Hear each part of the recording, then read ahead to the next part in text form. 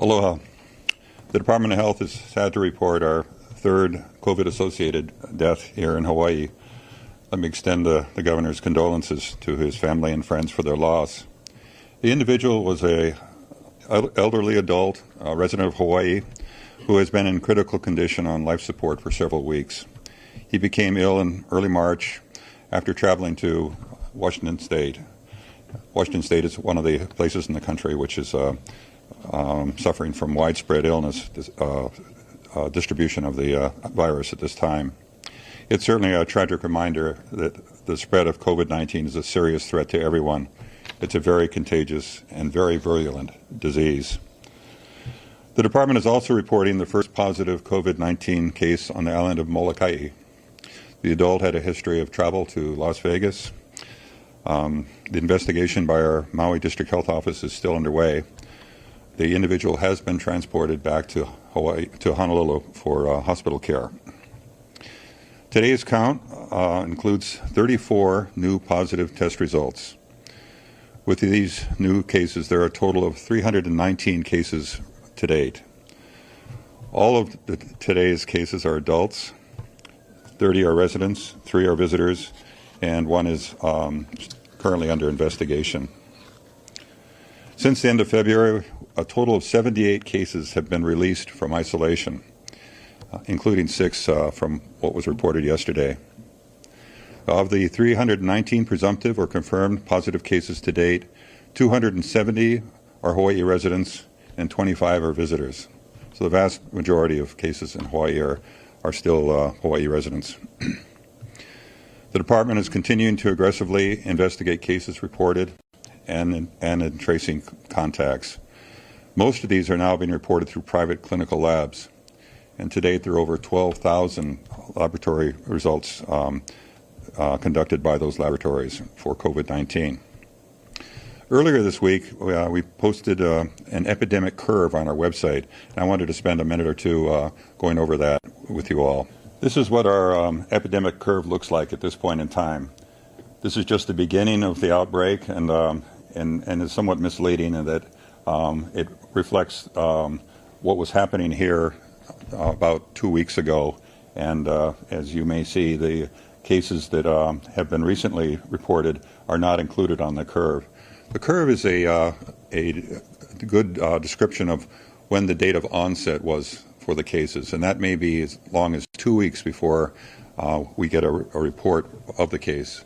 An individual would become sick, probably after a few days when he or she went to see a physician, and often it takes a week or so for us to get the test results back. So we're looking, when we report these cases, at a period of time that is probably a week or two before that time.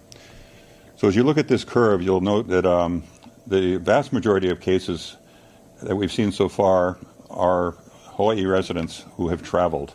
The dark blue on this bar chart are Hawaii residents who have traveled. There are lighter blue bars represent the individuals who are non-Hawaii residents who have arrived here, and the orange color, the salmon color there, are the individuals who have no travel history. These are individuals who may have come into contact with individuals here, but we have not been able to document that. That's what we're worried about most, is the fact that they may represent at least limited community spread. And again, let me emphasize that we haven't seen where this curve is going at this point in time. We're very early in the process. Hopefully we'll have eliminated most of the travel associated cases as the governor has recently put the quarantine requirements in for all incoming travelers. This is posted every day on our website, and I would encourage you to keep track of where this goes. It's not a terribly good predictive tool, but it's very helpful to know what's been happening to date and helps us in our control efforts. Finally, I wanted to announce that the Centers for Disease Control has issued new guidance on the use of face masks for the general public. CDC now recommends wearing cloth face coverings in public settings where other social distancing measures are difficult to maintain, for example, in grocery stores or pharmacies. It's also important to emphasize that maintaining a 6-foot physical distance between individuals remains the most important factor in slowing the spread of the disease. CDC is additionally advising the use of simple cloth face coverings to slow the spread of the virus and to help people who may have the virus and do not know it from transmitting it to others. This is a voluntary public health measure which complements other measures. It is most important to remember that masks are not substitutes for stay-at-home orders and are less effective than frequent hand washing, avoiding touching your face, and simply staying away from other people. The cloth coverings recommended are not surgical masks or N95 respirators. As the governor indicated, those are precious and needed by our healthcare workers and first responders. There is no need to wear a cloth mask when you're outdoors and not in close proximity to anyone else. Fresh air, of course, is good for you. As long as you're not around other people, there is really no risk of being exposed or infected. So we do encourage people to walk, to run, to surf, but practice social distancing, stay away from others, and don't hesitate to remind others to do the same. So basically your question is, with the additional cases added today, are you seeing any clusters or patterns, and will you start using zip codes to inform the public? We're actually using census tracts now. But first to his first question, we've seen situations where individuals in the same family have been infected. We've seen other situations where people have been in the same gathering and have been infected, probably by the same source. So we're seeing some clusters of illness, but it's only been in social settings or other settings where you would expect that to occur. So far, we haven't seen any widespread transmission within any particular community. The maps we published and are available now on our website show the census tracts of the individuals who are identified as confirmed cases. And if you look at those maps, you will see that there are more cases in some census tracts than others. The likelihood of those being associated with a common source is probably very small.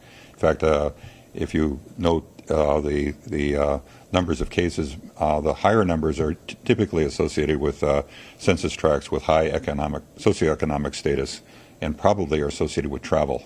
There's simply more people traveling and having that opportunity to be infected. As you may see on the spot map, the epidemic curve here, most of the illnesses we've seen in Hawaii have been associated with U.S. residents going to places with COVID-19 and being infected there, bringing the disease back with them and coming here.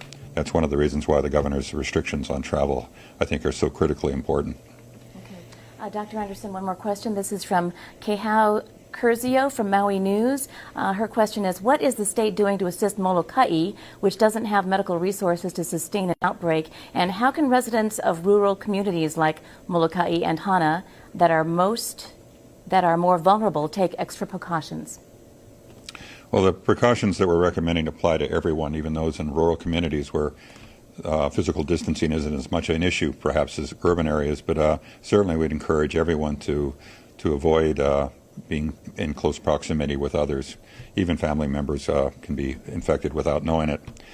The neighbor islands, and particularly Molokai, is challenged because their healthcare system is not as well developed as others. They have an excellent hospital, but it simply doesn't have the resources available to it that we have here on Oahu. In fact, the case that was identified today was initially transferred from Molokai to Queens here, and is being treated here to be sure that that individual is getting the best care that's possible. All right, I think, Dr. Anderson, we have another one for you here. This is from Ashley Mizuo. DOH says that the community spread cases cannot be pulled out and put on the map separate from the travel-related cases because it would violate HIPAA.